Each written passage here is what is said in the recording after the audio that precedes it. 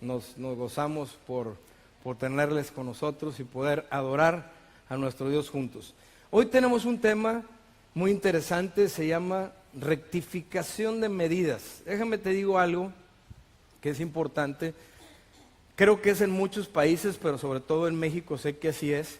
De pronto, si tú tienes una propiedad y tú no cuidas bien de tu propiedad, es posible que después te encuentres con que las líneas o las medidas de tu propiedad, como hay dueños también a los alrededores o hay gente que vive ahí, puede ser que estén movidas las medidas y tú estés perdiendo parte de tu terreno. Cuando así es, si tú regresas a un terreno donde te encuentras con muros o bardas o gente a veces que está viviendo ahí, bueno, a veces llegas hasta tener que hacer el uso de la ley o de abogados para poder luchar para recuperar tu propiedad. Y a veces se pide en el proceso algo que se llama rectificación de medidas. Y bueno, la vida espiritual del hombre, cuando nosotros analizamos la vida del pueblo de Israel en el Antiguo Testamento, nos vamos a la historia bíblica y eso nos ayuda mucho a entender cómo esto de lo que estamos hablando siempre ha sucedido y sigue sucediendo en el ámbito espiritual, de una forma espiritual, en el corazón del hombre, en las intenciones del hombre, en los pensamientos del hombre. Acuérdate que el hombre fue hecho para pensar, razonar y sentir igual que Dios, igual que Cristo. Fue hecho a la imagen y semejanza de Él. Sin embargo, por el pecado y por todo lo que el pecado trajo como consecuencia, a veces nuestro territorio en el corazón, nuestra forma de pensar es invadida por otras cosas y entonces a veces es momento de hacer una rectificación de medida. Dios no quiere que recibas menos de lo que Él tiene para ti. Dios lo que quiere es que el hombre es como un papá que tiene algo para sus hijos y ve que sus hijos no lo reciben, no están aprovechando de ello. Bueno, el padre es celoso y el padre desea que sus hijos reciban toda la bendición de parte de Él, todo lo que Él tiene, que nada se escape de lo que Él tiene para nosotros. Entonces, cerrar los ojos en tu terreno y ser negligente y decir, pues no pasa nada, y dejar que otros agarren porciones de tu terreno y de tu propiedad, sería un acto de negligencia. Yo conozco gente que ha perdido grandes cantidades de terreno en los ranchos o en terrenos para hacer colonias o fraccionamientos. ¿Por qué? Porque no le pusieron atención, porque a veces escucharon que había gente tomando posesión de áreas que no eran de ellos y no hicieron nada al respecto. Esto es algo, sería algo, como te estaba diciendo, de negligencia, que en el ámbito espiritual te lleva a una vida de decadencia, empiezas a decaer, eso te lleva a la desobediencia cuando tú dejas que otras personas o otras cosas estén tomando dominio de la propiedad que Dios te dio, que es tu propia vida. Y entonces, cuando hay esta decadencia, cuando hubo esta decadencia en el pueblo de Israel en diferentes tiempos del Antiguo Testamento, nosotros veíamos que entonces ellos eran más débiles y tenían más problema a causa de la influencia de otros y para poder obedecer a Dios y también para poder adorarle. Empezaban a perder la capacidad de obediencia y la capacidad de poder adorar al Dios vivo. Entonces, porque empezaban a hacer todas las cosas que Dios les había dicho que no hicieran. Acuérdate de una cosa, la falta de visión, ¿sí?, la falta de profecía o de visión, ¿sí?, siempre te va a llevar a una desobediencia parcial. Si tú no estás claro hacia dónde vas o hacia dónde quieres ir en tu vida, la Biblia dice que el pueblo sin visión perece. Y lo que significa la forma más clara de poder ilustrar esto es como que alguien te avienta un montón de oportunidades y tú, en vez de cerrar tus manos, las abres y se te escapan por aquí. Entonces, el pueblo de Israel anduvo en el desierto 40 años con las manos abiertas, dejando que se les fueran las oportunidades de Dios. Dios lo que quiere es que hagas esto, y cuando haces esto es que estás entendiendo cuál es la visión. Pero cuando no hay visión te lleva a una desobediencia parcial, medio obedeces, a veces no lo haces, porque esto tú crees que es la mejor opción, porque no sabes hacia dónde vas, vives el día, vives el momento, entonces tus decisiones reflejan que te falta visión. Pero esto siempre va a llevar al hombre a dificultades en el futuro, siempre. Con el tiempo la vida del hombre se complica, se hace más difícil sin tener razón de ser. Como iglesia nos damos cuenta, y en nuestras propias vidas, que muchas veces vivimos cosas a raíz de decisiones que tomamos en el pasado, o de decisiones que no tomamos en el pasado, y que dejamos cosas que entraran o cosas que fueran parte de nosotros sin pensar que en el futuro iban a tener parte en contra de nuestras vidas. Entonces, quiero decirte que para la época de Gedeón, que vamos a hablar un poquito en el libro de los jueces el día de hoy, para la época de Gedeón en el libro de los jueces, ya habían pasado los 400 años de esclavitud del pueblo de Israel en Egipto, ya había pasado el tiempo del desierto, ya había pasado la conquista del gran Josué entrando a poseer la tierra prometida, ya estaban prácticamente viviendo en el paraíso. Ellos ya estaban donde Dios los quería. Cuando ellos estuvieron en el desierto, no era el lugar donde Dios los quería. Dios los quería en Caná. Ahí era el lugar de promesa, ahí era el lugar donde estaba la voluntad de Dios para sus vidas. Sin embargo, cuando nosotros empezamos a ver la experiencia de Israel en los tiempos de Gedeón, revelan una realidad abrumadora, ¿sí? Empiezas a ver una realidad, y la realidad es esta: tú puedes echar a perder tu paraíso. Yo puedo echar a perder mi paraíso. Yo puedo empezar a ceder terrenos de lo que Dios me ha dado. Yo puedo echar a perder mucho de lo que Dios, puedo arruinar, fíjate muy bien, las bendiciones abundantes que Dios tiene para mí. Y una de las formas más rápidas de hacerlo, aunque por el momento digas, no, yo estoy muy bien, en el futuro lo verás, la forma más rápida es olvidarte de aquel de quien proviene la bendición y aquel de quien proviene la victoria.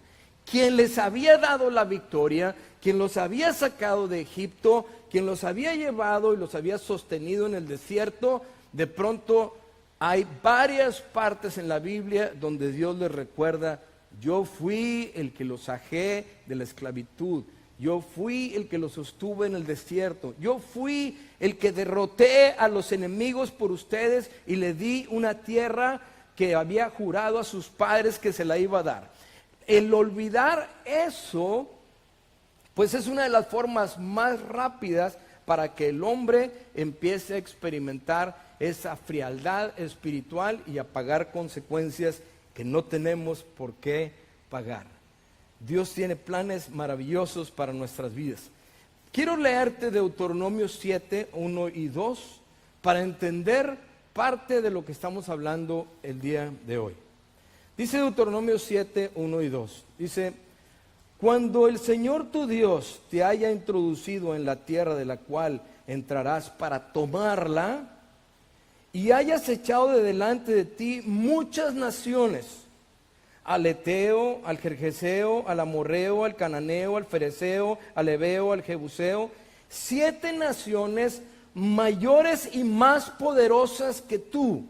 O sea, cuando el Señor las haya quitado delante de ti, porque son naciones más poderosas que tú, Dice, y el Señor tu Dios te haya entregado delante de ti y las hayas derrotado.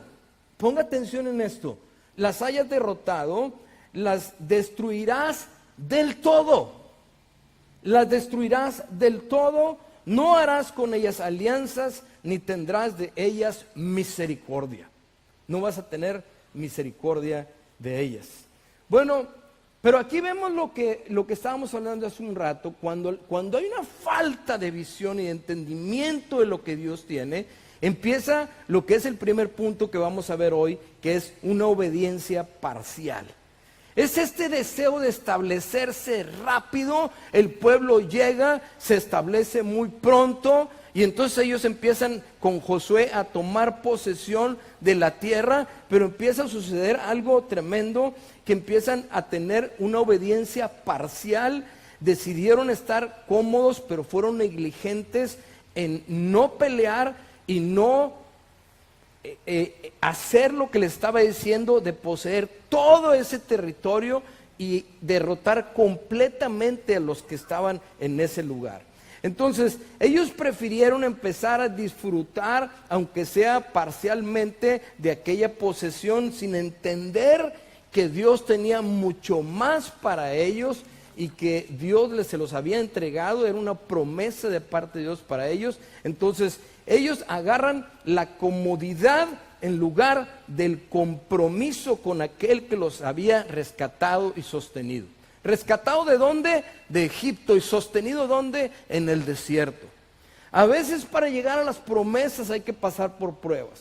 El desierto, cuando sales tú de la esclavitud y el Señor te rescata y salva tu vida, le entregas tu vida a Jesucristo y empiezas a caminar como cristiano, pues hay luchas en nuestras vidas, hay pruebas, porque venimos en un cambio de vida, y el desierto simboliza un pueblo. El desierto es necesario en la vida del hombre, porque simboliza a un pueblo que va a aprender, antes de entrar a la tierra prometida, va a aprender a depender de Dios. Va a entender que Dios puede darles de comer donde no hay comida, puede darles agua donde no hay agua, puede defenderlos del calor con una nube, puede guiarlos con una nube, puede defenderlos del frío con una columna de fuego.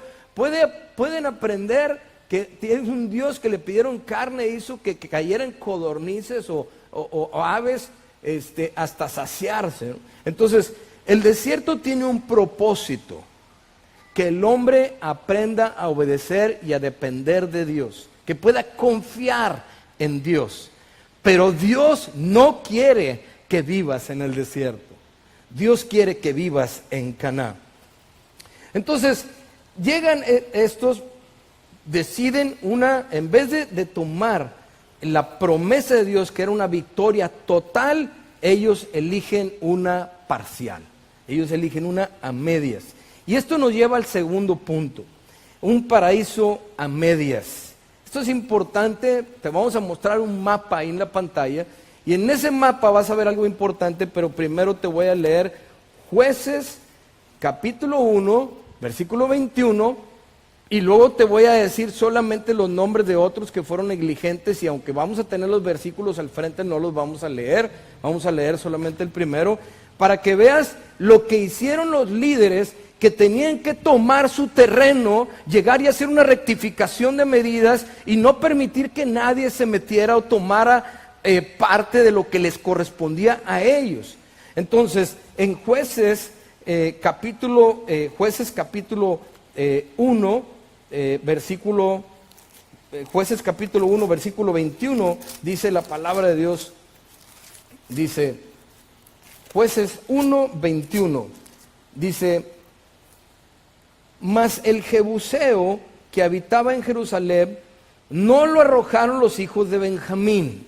O sea, acuérdate lo que les había dicho: van a entrar y van a derrotar, a destruir, no van a tener misericordia, y van a tomar posesión de lo que yo les doy, y voy a echar delante de ustedes a todas estas naciones que son más poderosos que ustedes. O sea, aguas, si los dejas allá adentro, entiende que son más fuertes que tú.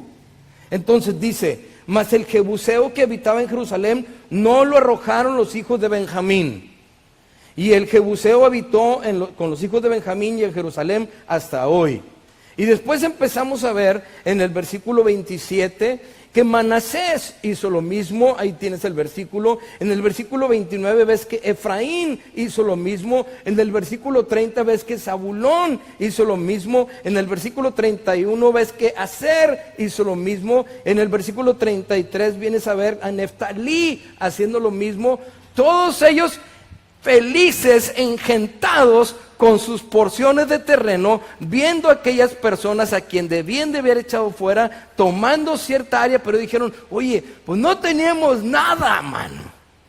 Ahora tenemos esto, ¿para qué peleamos más? Déjalos que se queden ahí. No sabían lo que esto iba a representar después en el futuro, cuando vemos la historia de Israel. La continua decadencia espiritual en el pueblo de Dios es impresionante, pero nos ilustra lo que pasa en la vida de nosotros el día de hoy cuando nosotros hacemos lo mismo. Y no por ley, es simple y sencillamente por practicar lo que es la vida cristiana. El hacer esto lo llevó a una continua decadencia espiritual, hizo que batallaran más para obedecer a Dios. Cuando tú estás débil espiritualmente es más complicado obedecer a Dios. Y luego por la idolatría, por la influencia de la idolatría de sus vecinos, entonces empezó a ser más difícil comprometerse a adorar a Dios. Entonces no tenía tanto sentido adorar a Dios. ¿Por qué? Te voy a decir una razón. Estos pueblos eran idólatras. Ellos tenían un dios pagano que se llamaba Baal, ¿sí? Baal era el dios de la lluvia. El pueblo de Israel viene de estar 40 años en el desierto. Tienes un Dios que hace llover en el desierto. No hace llover, sino que hace que salga agua de la roca. Hace que caiga pan del cielo. Cuando ellos llegan, poco a poquito empiezan a tener esta influencia idólatra y empiezan a pensar, estos tienen un Dios para este lugar. Es el Dios de la lluvia y la diosa de la fertilidad.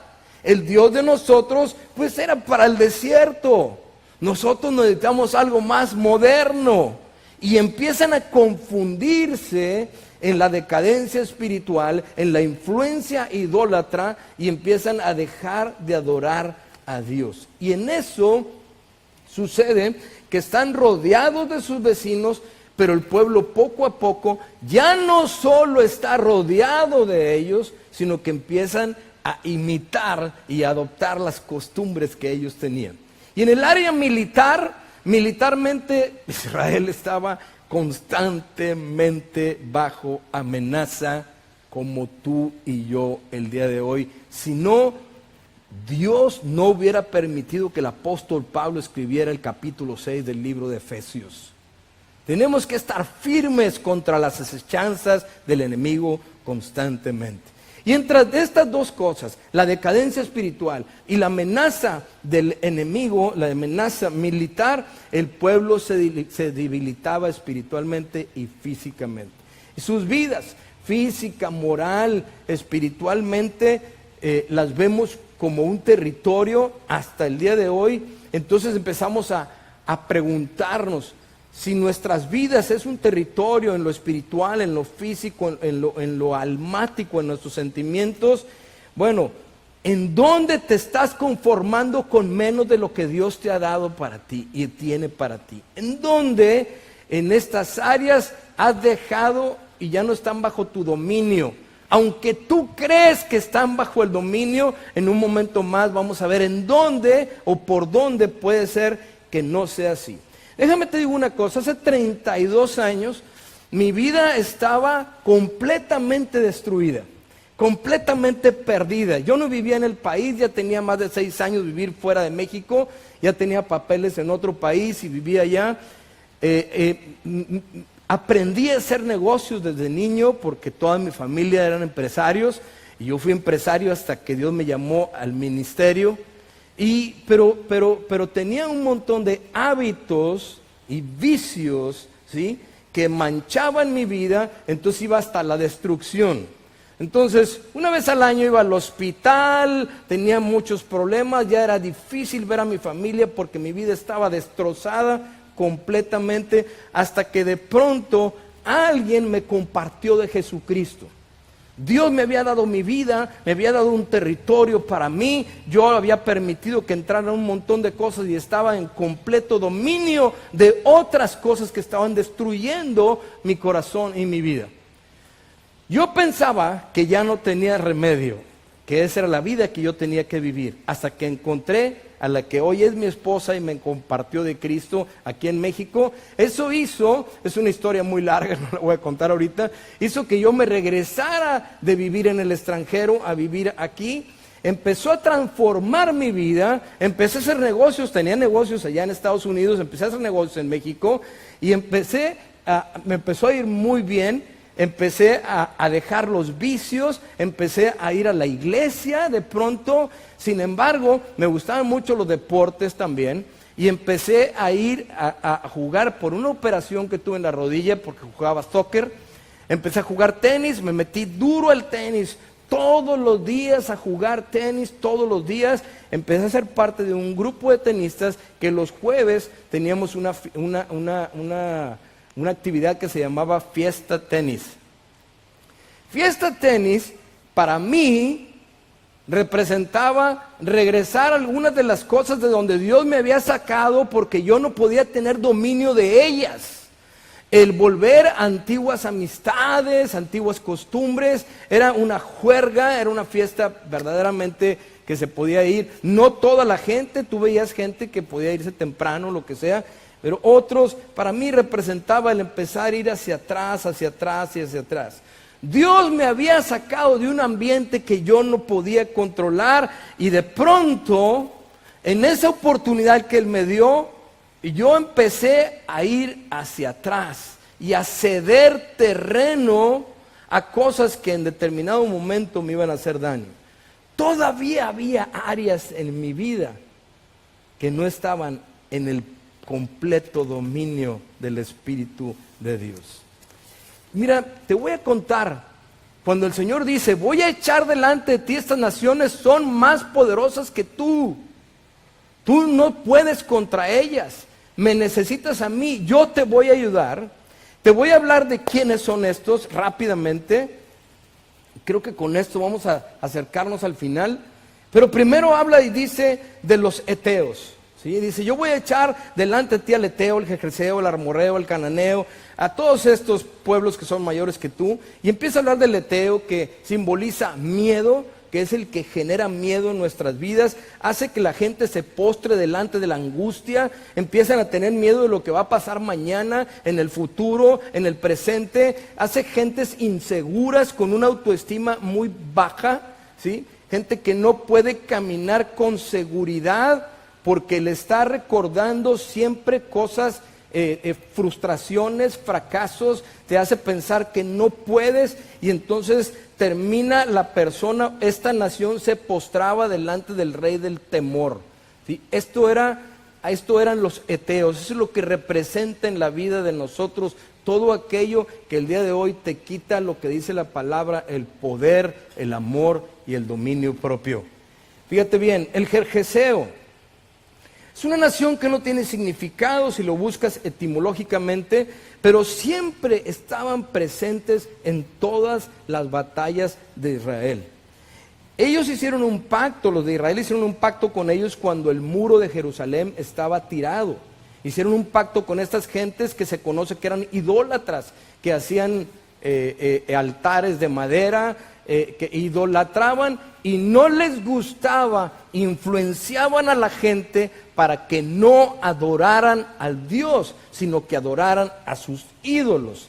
Ellos, aunque no tienen gran relevancia, fíjate bien, en el Antiguo Testamento, finalmente vemos las características cuando llegas a Mateo, en el capítulo 8 de Mateo, cuando Jesús va a la región de Gadar y va a liberar a un endemoniado.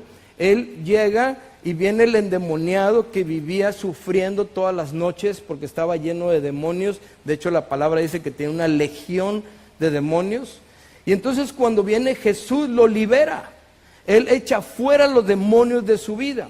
Pero la gente del pueblo estaban sacados de onda con la libertad.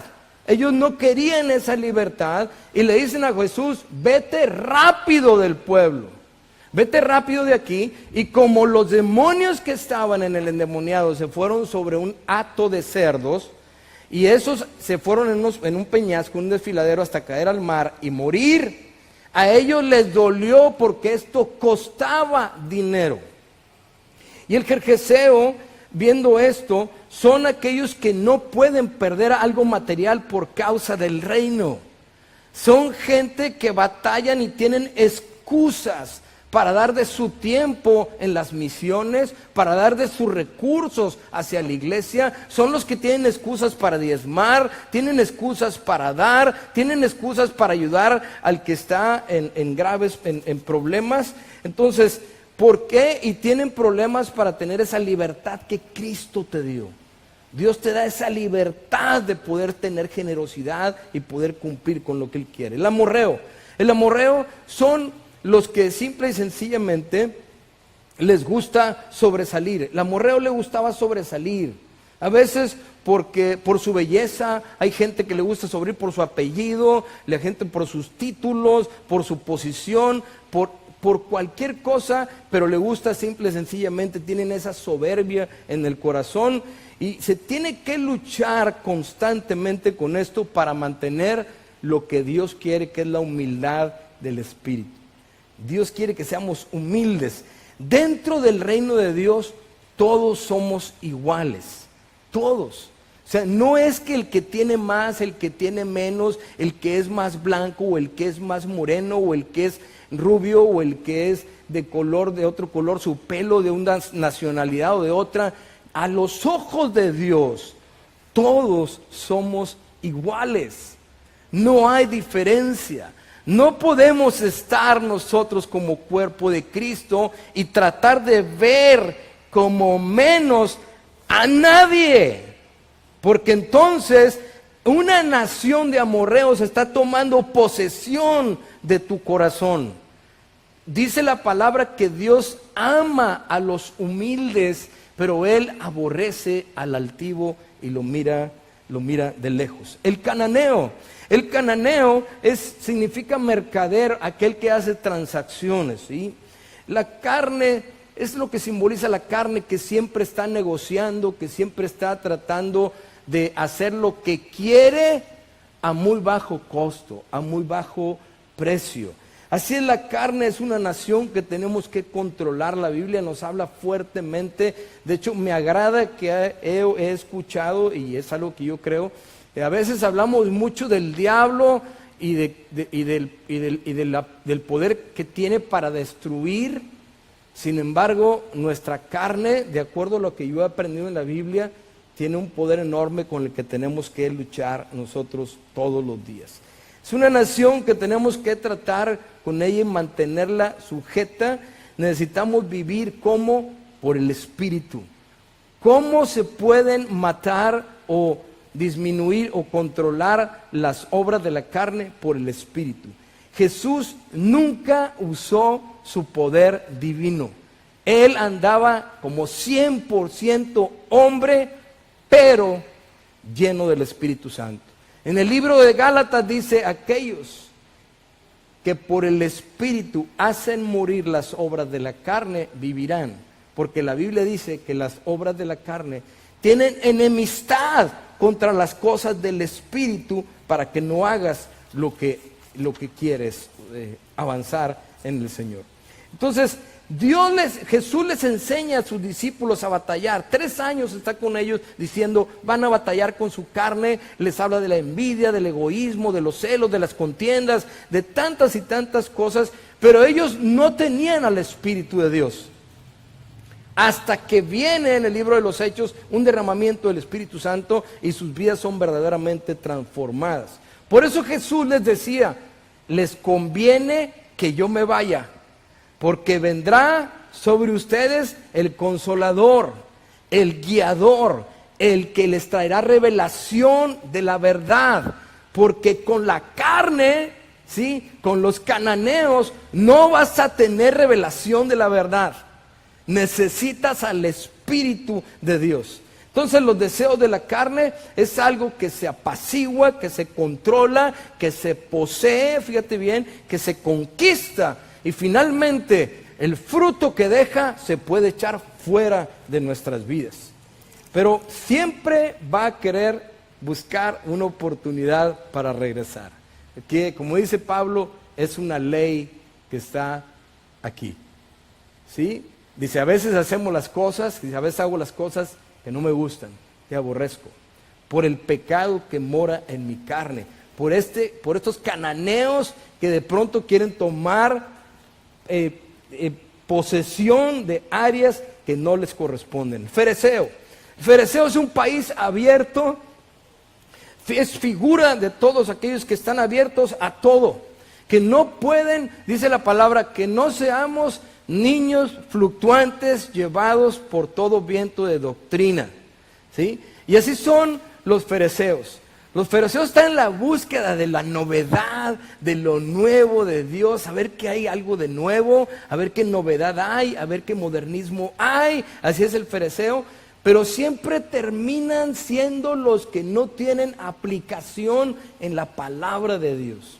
No hay aplicación. Conocen, saben, leen, se meten al Google horas para poder ir y decir, yo conozco esto y lo que tú quieras, pero carecen de aplicación en sus vidas. Y sin aplicación en las vidas no hay obra de justicia, no hay obra de gracia, no hay obra de Cristo en nuestras vidas y no hay transformación. Los que se dejan vencer por una nación como el fereceo no tienen aplicación de la palabra. Pueden estar en la iglesia, en un estudio bíblico, pueden decir amén, pueden hasta hacer comentarios de la Biblia, pero tú vas a ver que si un fereceo, que si una nación ferecea está tomando posesión de tu corazón, tú eres una persona que no está aplicando los principios que predicas o que aprendes de la palabra. Esto es importante porque no debemos de ser abiertos a todas las cosas nada más porque sí.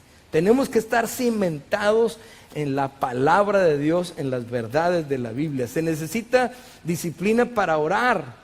De pronto dices, ya no hay necesidad de orar, ¿sí? Créeme que tú puedes ver enormes transformaciones y cambios en tu vida, aunque tengas 10 años, 15 años, 20 años, 50, 80 años, cuando tú tienes disciplina para orar.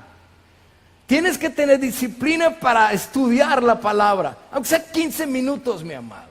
Es más, si no tienes disciplina para leer, te invito a que empieces con 5 minutos. 5 minutos estudia la palabra.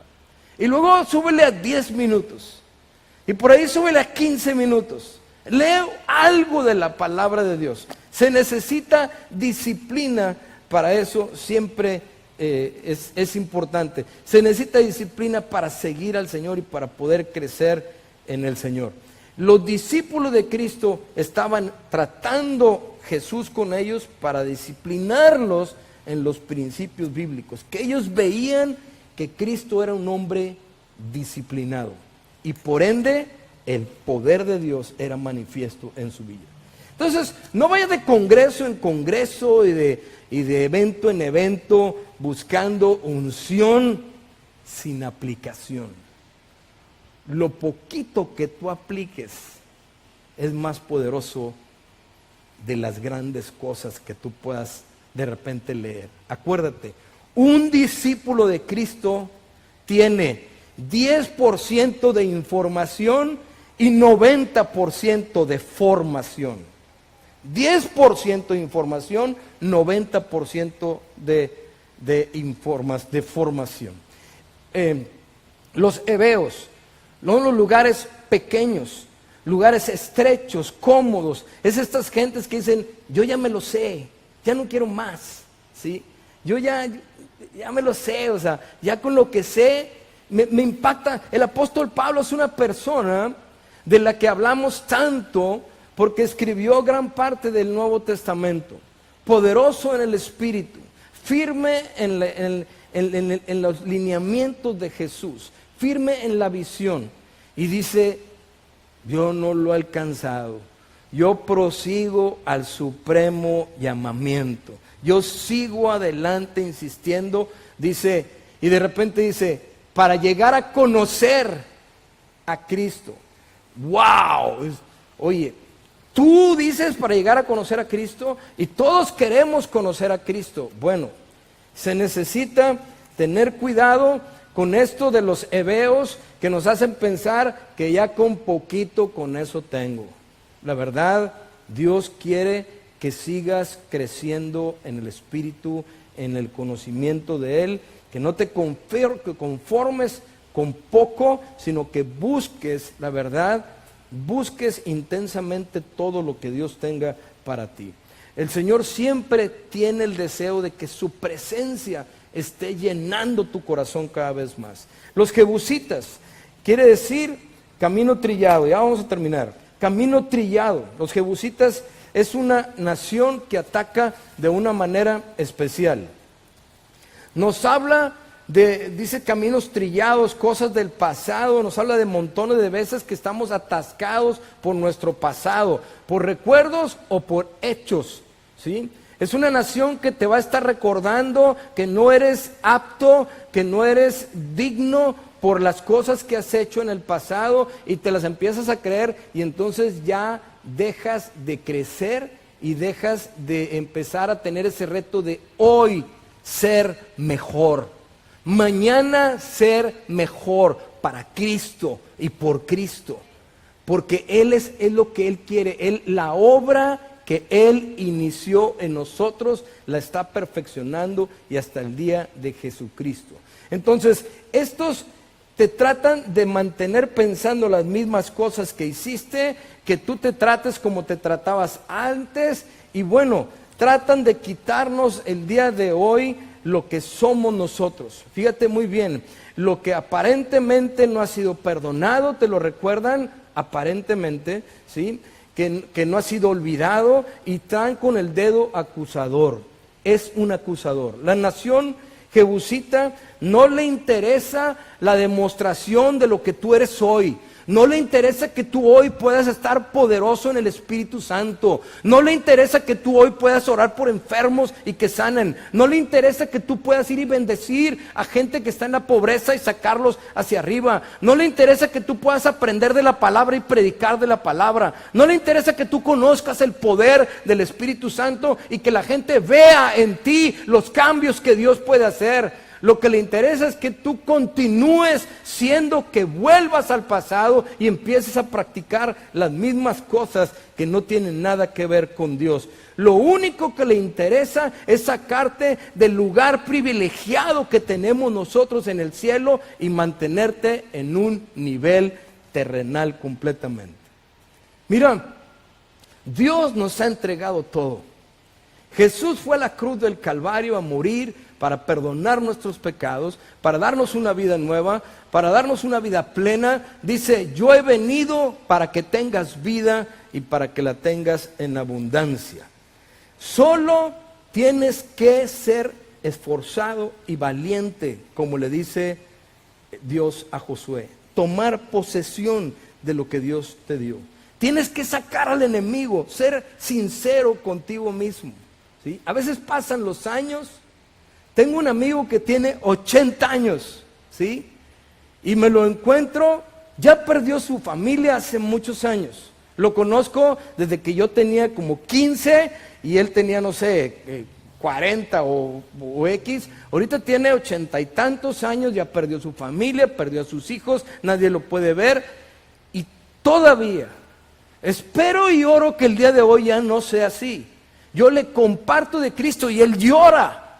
Pero tiene esta nación que lo está atormentando, que sigue estando en su carrito con su botella de tequila por un lado y siempre tratando de buscar andar con alguna mujer. Ya no puede hacer nada con ella, pero él quiere andar por ahí con mujeres. O sea, está aturdido, está confundido en su mente, ¿sí? Por años, por tener esta nación jebusita que lo está atacando constantemente. Señor verdaderamente nos ha dado una libertad, nos bendice tremendamente y nos ha llamado a poseer toda la tierra. Nadie te puede vencer. Lo único que tienes que hacer es levantarte, tomar responsabilidad. Hoy la tierra, si pudiera simbolizarse como tu corazón, bueno, tú tienes que tomar dominio de tu corazón, dejar que entren lo que dice la palabra de Dios y declarar: yo soy quien Dios dice que soy y tengo lo que Dios dice que tengo. Y tengo el poder y la autoridad para perdonar, para amar, para sacar al enemigo, para huir del pecado, para caminar en integridad y en santidad y entender que es mentira que la vida cristiana es una vida de esclavitud. Fue una vida de esclavitud. Dios nos sacó a la libertad de Cristo Jesús para nosotros. No nacimos nosotros con estos problemas, con estas heridas. A veces, ¿por qué lo hacemos? Estas 7 naciones que a veces nos rodean, que dicen que son más poderosas que nosotros, habitan a veces en nosotros, están por ahí, pero tenemos que echarlas fuera porque no nacimos con ellas, no son parte de nosotros, de nuestra naturaleza humana. Pero hoy, créelo, que si tú hoy detectaste algo en ti, envidias, egoísmo, falta de libertad, falta de gozo, frustraciones, baja autoestima, tristeza, cualquier cosa, en el nombre de Jesús, el día de hoy, tú la puedes echar fuera de tu vida, ¿sí? Cualquier cosa puede echar fuera completamente. Fíjate, cuando quiero terminar con esto, tuvimos nuestros primeros 2 hijos, mi esposa y yo, y por estar yendo esto del tenis y todo esto, pues mi vida estaba yendo en decadencia espiritual. Y un día le digo yo a mi esposa: ya me quiero ir, voy con los del tenis. Y mi esposa me dijo: tú me prometiste que hoy íbamos a salir con los niños. Mis 2 niños estaban chiquitos.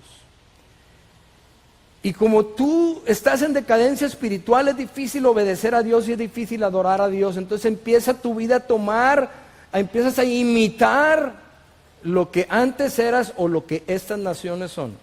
Y yo volteo y está una mesa de vidrio y se me ocurre darle una patada a la mesa de vidrio. Y era vidrio templado. Si tú has visto cómo se quiebra un vidrio templado, bueno, ¡pum!, se hace como una película, se hace todo pedacitos. Y mis niños chiquitos salen corriendo y mi esposa se va también para el segundo piso de la casa. Entonces yo tengo 2 ideas en mi mente. Yo soy un empresario y proveo todo lo que ellos necesitan. Tienen una casa muy bonita y tienen todo. Yo ya me voy y finalmente puedo llegar a las 4 o 5 de la mañana y pues ya se arregla el asunto porque yo me lo merezco. Y por otro lado, decía: no, ella me debe de decir que sí puedo ir. Entonces voy al segundo piso y abro una puerta y mis hijos están en una cama, los 2 chiquitos, y me están viendo y no pude soportar su mirada. Era como que estaban viendo a un monstruo. Y cierro inmediatamente la puerta, me voy a otra recámara, la abro y no está. Me voy a la última recámara y la abro. Y en una esquina mi esposa está postrada, hincada, orando y llorando, ¿sí? Y donde yo me quiero meter, tengo una experiencia sobrenatural en ese momento. Algo me detiene, no me deja avanzar con todo lo que yo quería hacer. Y donde la estoy viendo, me empiezan a venir a mi mente lo que yo había escuchado de los predicadores en la iglesia. El que haya esposa, haya el bien y ha alcanzado la benevolencia de Dios. Y ahí estaba mi esposa en la esquina con un trato no digno. Trátala como a coheredera de la gracia. Los hijos, Salmo 127, son herencia de Dios. Y empiezo a pensar en la herencia de Dios, que me veían como un monstruo. Honra a tu padre y a tu madre, y me viene una película de todo. Yo fui un desastre en mi vida desde que cumplí 13 años. Empecé a tomar decisiones sumamente equivocadas, con un problema mayor, que sabía cómo hacer negocios. sabía cómo hacer dinero para mi propia destrucción. Y en ese momento yo estoy pensando en irme, no irme, y siguen, honra a tus padres, pienso en mis hermanos, en todo mi pasado, pienso en todo lo que he hecho, y de pronto tengo una visión en mi corazón, en mi mente. Cuando yo tenía 13 años, yo era el del medio de mi casa. Y yo para entonces ya vendía, ganaba dinero, porque eso es lo que había aprendido en mi casa. Y empecé a tomar malas decisiones. Y yo me puse en la mente que yo quería ser libre. ¿A quién no le gusta la libertad? A todos nos gusta la libertad. Yo quería decidir mis horarios, dónde vivir, cómo vivir, quería hacer todo. Entonces me iba de mi casa, era un desastre, ¿sí? Pero de pronto me vi atrás de unas rejas, en una cárcel, a esa edad, con un letrero arriba que decía libertad. Buscando mi libertad, me había convertido en el esclavo de mis propias decisiones. En ese momento caí de rodillas. Dios tocó mi corazón. No podía dejar de llorar. Mi esposa no se estaba dando cuenta. Empiezo hincado a avanzar hacia donde ella está. Le pongo la mano en la espalda y le empiezo a pedir perdón. Le digo, perdóname. Y le empiezo a pedir perdón a Dios. Pero llorando y llorando y llorando. Ella voltea, nos abrazamos los dos, y te voy a decir la historia en el lado de mi esposa. Mi esposa fue, cuando se casó conmigo, se casó sabiendo que yo era cristiano de a mentiras, ¿sí? Y entonces ella decía, pero yo lo voy a convertir. Y cuando ella está ahí, ella está llorando, pidiéndole perdón a Dios, y le dijo, Dios, perdóname, porque yo he dicho que quería hacer con mi esposo lo que solamente tú puedes hacer. Hoy te entrego la vida de mi esposo. Antes de un minuto yo le estaba poniendo la mano en su espalda. Dios es soberano, mi amado. Dios es poderoso. Él transforma nuestras vidas. Nuestras vidas son una maravilla. El tiempo es una maravilla. El día de hoy tienes la oportunidad de ser feliz, de gozarte, de vivir en paz en tu corazón, de ayudar a alguien, de predicar el evangelio, de anunciarle al que está cautivo, al que está en tristeza, al que está con naciones que lo han dominado el día de hoy, decir, sal de ahí porque hay un Dios que te ama y que es poderoso para transformar tu vida. Dios nos llamó a una libertad, pero con un llamamiento santo. Nos hizo para Él. Y no hay ninguna vida sobre la tierra, ni ha habido ni la va a haber. Acuérdate de esto para que no te engañes ni te engañen. No hay ninguna vida mejor que la vida cristiana. No lo hay. Es lo mejor que puede haber. Bueno, con esto quiero terminar. Quiero que oremos y que seas sincero contigo mismo, sincero con tu corazón, con lo que Dios puede haber hablado. Y si tú crees que cualquiera de estas cosas están invadiendo parte de tu terreno, no pierdas la oportunidad de cerrar tus ojos y decir, Señor, hoy yo tomo posesión de lo que tú me has dado. No importa mi edad, no importa el día. Señor, tomo posesión no solamente para mí, sino para mi casa, para mi familia. Haz conmigo, es muy fácil decirlo, pero hazlo, Señor. Venga tu reino y hágase tu voluntad, aquí en la tierra, en mi territorio, así como en los cielos. Señor, no hay nadie como tú. Vamos a orar en este momento. Muchos pueden estar en una decadencia espiritual. Yo sé que hay gente que ha sufrido por muchas razones y puede haber dolor en tu corazón. Y puede ser que no te sientas en la completa plenitud. Pero hoy es el día que Dios quiere traer esa libertad para ti. Padre, en el nombre de Cristo Jesús, muchas gracias por tu palabra, Señor. Gracias por este tiempo. Gracias por la vida de mis hermanos, Señor. Gracias por esta iglesia preciosa. Gracias por aquellos que nos visitan. Te pedimos por todos aquellos que están fuera de vacaciones, que los guardes y los traigas con bien. Te bendecimos a todos aquellos que nos están viendo a través de los medios de comunicación, Señor. Que esta libertad, Señor, y que esta palabra caiga en nuestras vidas y que la podamos vivir intensamente. Señor, tú nos llamaste a libertad y no a esclavitud. Tú nos llamaste, bendito Padre, no al temor, ni a la falta de humildad. Tú nos llamaste a tener poder, amor y dominio propio. Señor, sé con nosotros, ayúdanos que podamos recibir tus bendiciones, pero también que podamos bendecir a otros. Que cuando detectemos que cualquiera de estas naciones están acercándose a nuestras vidas, doblemos nuestras rodillas para decirte: Señor, te necesito. Son naciones poderosas, pero más poderoso eres tú que estás con nosotros. Y si tú estás con nosotros, ¿quién contra nosotros?